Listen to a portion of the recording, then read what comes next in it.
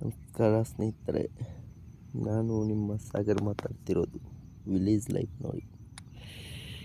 ನಾನು ಬೆಳಗ್ಗೆನೇ ಜಲ್ದಿ ಬಂದಿದ್ದೆ. 6:30-7 ಗಂಟೆಗೆ ಹೊಲಕ್ಕೆ ಬಂದಿದ್ದೆ.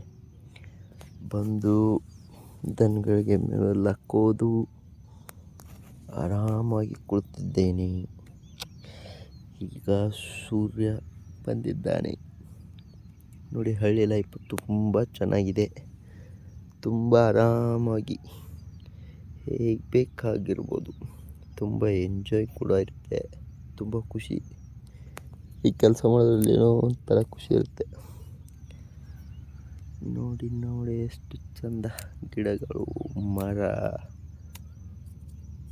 ಎಲ್ಲ ಥರ ನಾವು ನೋಡ್ಬೋದು. ಈ ಥರ ಎಲ್ಲೂ ನಿಮಗೆ ಸಿಗೋಕ್ಕೆ ಸಾಧ್ಯನೇ ಇಲ್ಲ.